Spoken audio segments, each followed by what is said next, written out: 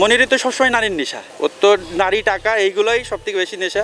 আর ওর বউ তো 3-4টে। ওর যে টাকা পয়সার গরম, এই টাকা পয়সার গরমেই মনে করেন আমার সংসারটা নষ্ট হয়ে গেল।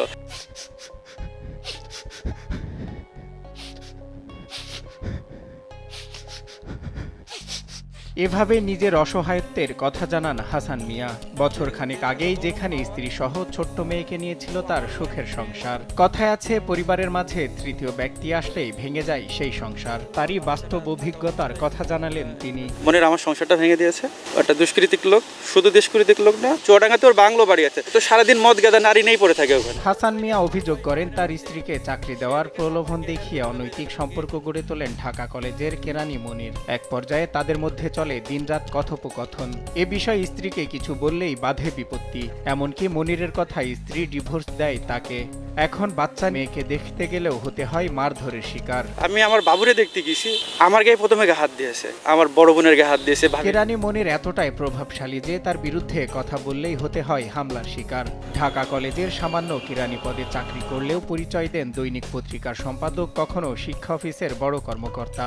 এসব পরিচয় দিয়ে গড়ে তুলেছেন নিজের ও দুই স্ত্রীর নামে বেনামে সম্পদের পাহাড়, করেছেন নিজের প্রভাব বিস্তারও। ওর এত টাকা পয়সার গরম, বাংলো বাড়ি করেছে, কিছু হলেই ওরা হচ্ছে সবসময় মানুষজনদের হুমকি দিত। আমার বাড়িতে বেশ কয়েকবার লোক পাঠাইছে। মনিরের বিরুদ্ধে একের পর এক অভিযোগ আসলে এর সত্যতা খুঁজতে চুয়াডাঙ্গায় যায় দেশ টিভি।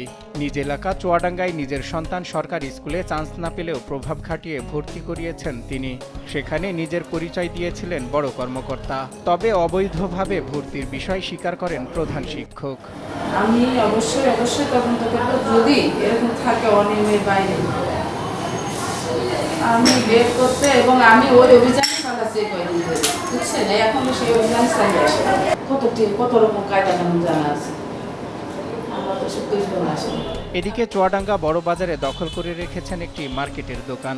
ধার নেওয়া টাকা এখন সুদ দিতে এখন নিজের বাড়ি বিক্রি করেও পরিশোধ করতে পারেননি তিনি। তবে হামলার শিকার হবার ভয়ে কথা বলতে রাজি হয়নি এই ভুক্তভোগী। আর এগেইনস্টে আমি কোনো কমপ্লেন করতে চাচ্ছি না, যে গতিতে যাক আমার তো এমনি লস আমি খালি বিপদে মুখে পড়তে চাচ্ছি, কারণ সবই আমার শেষ। কারণ আমি এমনি সংখ্যালঘু মানুষ, দুর্বল মানুষ, বিপদে আছি। এর প্রতি নতুন করে বিপদ ফেলতে রাজি নেই। এখন বাল বাচ্চা না ভিক্ষে করে খাওয়ার মতো খাই। সত্যি কথা বলতে আমি খুব বিপদে রয়েছি। আমি কারোর বিপদ চাচ্ছি না, ও ভালো থাক, আমি নিরিবিলি যেমন চলছি আমার চলতে চাই। এ বিষয়ে মনিরের বাড়িতে গেলে পাওয়া যায়নি তাকে। কিছুক্ষণ পর ফোন দেন মনির। এ সময় তার বাড়িতে যাওয়ায় ক্ষিপ্ত তিনি। আমার না বলে কেন আপনি আপনার মতো ডিউটি করবেন, আরেকজনকে ডিস্টার্ব করেন কেন? বেল কয়বার বাজায় মানুষ? আপনি বাড়ির ছবি দরকার, আপনি বাড়ির ছবি তুলে নিয়ে চলে যাবেন, ওই বাড়িটা আমার। আরেকজনকে ডিস্টার্ব করেন কেন?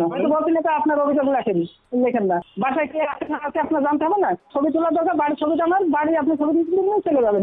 এর আগের পর্বে দেখিয়েছিলাম কেরানি মনিরের দুর্নীতির মাধ্যমে অর্জিত অর্থ সম্পদ। পরে তার বিরুদ্ধে কঠোর ব্যবস্থা নিচ্ছে মাধ্যমিক ও উচ্চ শিক্ষা অধিদপ্তর। একের পর এক দুর্নীতি করেও এখনও চাকরিতে বহাল আছে কেরানি মনির। তার অবৈধ সম্পদের হিসাব সহ বিভিন্ন অপকর্মের তদন্ত করে শাস্তির দাবি জানান স্থানীয়রা। অপরদিকে আগামী পর্বে থাকবে তার প্রভাবের উৎস, এর আগে খুলনায় দুদকের মামলার সর্বশেষ পরিস্থিতি সহ প্রশাসনের ভূমিকা। সজল বিশ্বাস, দেশ টিভি, ঢাকা।